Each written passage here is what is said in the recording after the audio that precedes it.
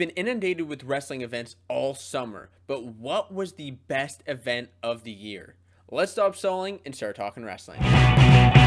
What's going on, wrestling fans? My name's Josiah, and welcome to the Fanco Wrestling YouTube channel. And now that summer is unfortunately over, I thought it would be fun to take a look back at the past few months and decide what was the best event that was put on this summer. Because, of course, we know that there have been so many new wrestling events with the Rumble on the Rooftop, with Flow Wrestling's July 25th card, with the recent Nittany Lion Wrestling Club event. There have been some great events put on by these different organizations. And I've already talked about that in another video, how this is the future of wrestling. Now, is it good? Is it bad? There's a debate on either side, but I thought it'd be fun to take a look back at what was actually the best based on certain criteria.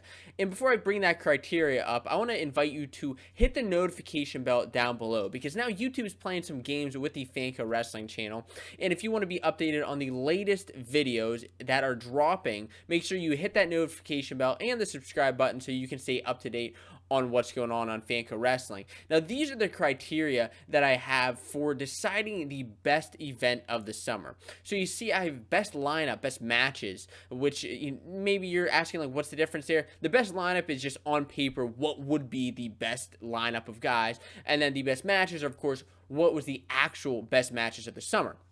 We had to look at the most exciting main event, the match that was hyped up the most, as well as the event venue, the production quality, and the cost for the viewer. So there's a lot that goes into deciding what was the best event of the summer.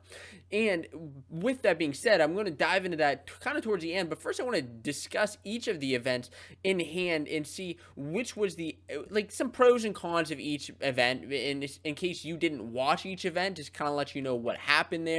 Some good things, some bad things about each of the events.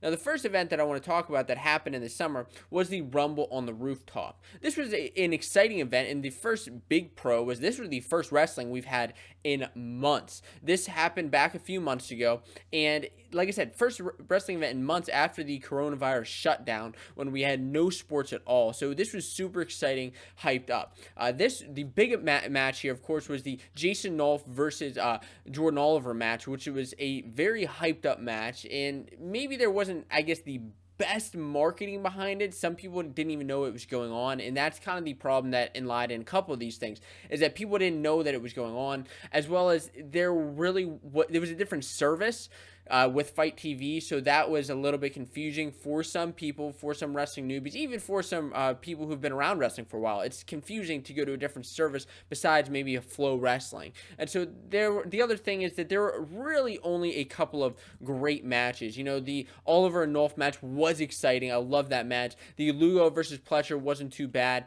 and it was a pretty good event all around. And that brought us to the next event of the summer in July, which was the Flow Wrestling July 25th card. Of course, we know this was the Dake and Chamizo match, and this was the most well-marketed match of the entire summer. I mean, hands down, Flow Wrestling is, say what you want about Flow Wrestling, they are great at marketing and promoting their events. They are really good at that, and they were pushing that out for weeks and weeks and weeks with different interviews and different things going on, and it had a great card. I mean, with the Dake versus Chamizo match was pretty darn good. We had RBY and Mueller, David Taylor and Miles Martin, which I like, Vito Arujau and Sammy Alvarez, which was another good match, and Pletcher wrestled again, and this time he wrestled against Darion Caldwell. Now, I really enjoyed this card overall. I thought it was a very well-timed match. I thought it was a very good place in the summer where you could bring some of your friends over. I mean, if you were allowed to, and it was just have a good time, have a good time watching that match. And I thought they did, for the most part, I thought they did a decent job explaining kind of what was going on there for people going on, as well as there was a pretty high payout for the athletes. Now, the negatives are you had to have a full Flow Wrestling membership to watch the event. There was some drama behind the scenes with Pat Downey, some of the women's matches, things going on there. And really, the thing, too, is there were slippery mats again. It's like, come on, you got to get this under control, Flow. There were just too many events with these slippery mats that are just driving these events crazy. I think it was because it was new, but that's kind of what happened there. Then we get to the Wrestling Underground event, This was something different for the wrestling community because it was in the cage. This was an event with the UFC Fight Pass, so again, a different provider than usual. But because it was in the cage, it provided some different, a little bit different of an aspect for wrestling, with guys going up against the cage. And there were some solid matches overall. I don't think this is a very well marketed event, to be honest with you. But again, good matches with Kwiatkowski and Gadsden was kind of the main event there. Pretty good. I don't think a lot of people knew what was going on. I kind of lost interest in it, to be honest with you, once Mark Hall pulled out of the match. He was the main guy I was excited to watch, and once he pulled out, it was kind of unfortunate. The other con of this event is kind of the weight differences. You saw some big weight differences between McKenna and Berger, and this was just kind of unfortunate to see. You could see it really coming out in the wrestling, and that's another thing that kind of happened in a different event with the Nittany Lion Wrestling Club with the weight difference. Just talking about Zane and Pentelio, there was a little bit of a difference there, but take it for what you will. And that brought us to Beat the Streets. And Beat the Streets was another event put on by Flow Wrestling. And this was one they didn't market a crazy ton in weeks leading up to it. They marketed a little bit with the Yanni match. They did a pretty good job the week of and maybe even the week before. The best match here was the Joey Colon and Seth Gross match, which was honestly one of the best matches of the entire summer. Almost even hands down one of the best matches. I just had so much fun watching that, with those two guys going back and forth, and that's what I love to see in wrestling. That's what I love to see in freestyle wrestling, and that's what we got there. Again, cons with this is that you had to pay the Flow Wrestling membership, but I guess if you already paid it with the July 25th card, this was kind of included with that, so that was good. And there were some good matches, some bad ones. It was kind of all up in the air, but it was a pretty good overall final card with Yanni going up against the other guy, and that was a really good match there.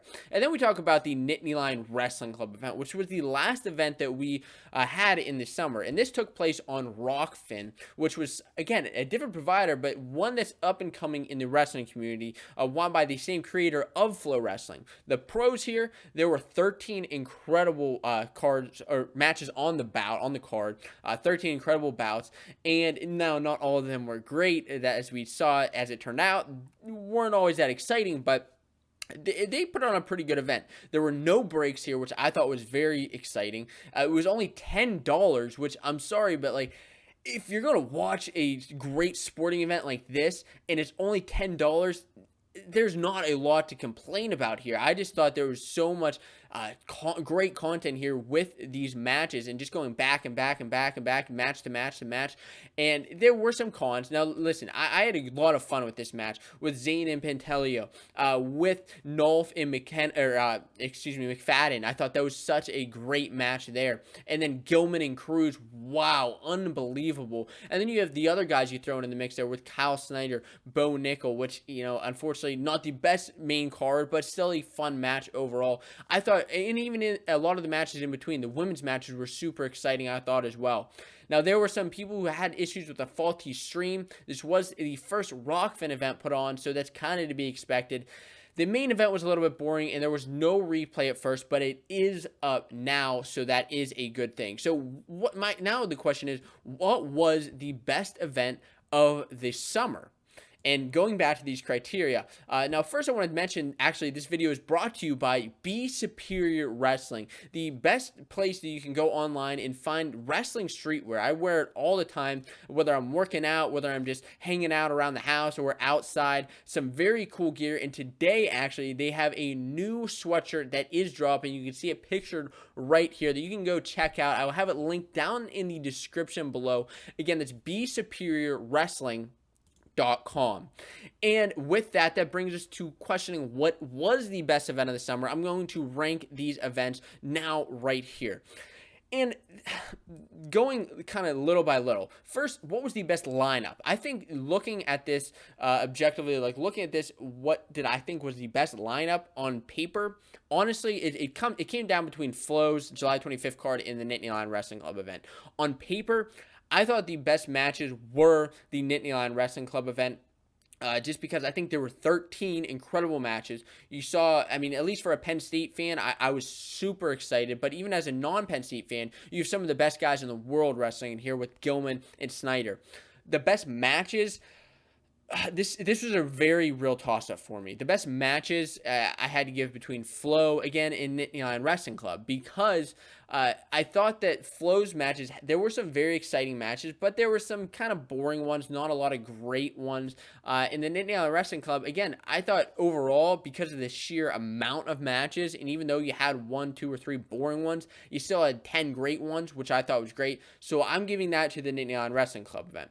Most exciting main event there. Now, again, can't give it to Nittany Lion Wrestling Club. The Flow Wrestling event, that was pretty exciting for the most part, I would say, with Dake and Shimizu. For the most part, I thought that wasn't even the best match of that event. But the event that I think really played out well was the Rumble on the Rooftop. I thought that the Oliver and Nolf match had a lot of excitement to it. I thought there was a lot there to be excited about. And because of that, I have to give them the best main event. The most hype levels, essentially this is the event that had the most marketing behind it, and hands down, I got to give that to Flow. They did a great job marketing that July 25th event, and so I have to give it to them. And next we go to best event venue. A couple of these were on rooftops, a couple of these were outside for the most part. The best venue, I think, the kind of the coolest venue was the Wrestling Underground event, which took place in the cage. I thought that was just something so cool that we have never seen before, and so I think that was the best event venue. And unfortunately, with any of these, we didn't get any fans, unfortunately, because of the pandemic. But this was exciting. And now we go to production quality. This one, again, this is a hands down production quality, has to go to the Flow Wrestling July 25th card. Flow knows what they're doing. They have all the money, all the equipment behind them to be able to put on this event. And because of that, I got to give it to Flow. And then the last thing here is the cost. What was the best cost for fans? And this is kind of really where it all comes down to. And this is where I have to give it to the Nittany Lion Wrestling Club event, because it was $10 for some incredible matches overall. It was easy to access. There were people who had trouble accessing every single one of these events, so take everything with a grain of salt. But I thought for the money, this was the best value in what you could get. And because of that, Nittany Lion Wrestling Club comes out on top as the best event of the summer. I think Flow Wrestling was a very, very, very close second. I think the only thing would be the cost. I think maybe they could be better with a pay-per-view event in the future. Next, after that, I would have to go with the Beat the Streets event, another solid card there. Then the Rumble on the Rooftop, and then last I have to put in the Wrestling Underground event. And it was a very exciting wrestling summer, wasn't it? I mean, there were just so many cool events happening all around, and I hope that this is something that continues and is available to fans to watch. I think it's something we're going to see more of in the future. Now, if you're looking for another video on this channel, I recommend that you check out this one right here.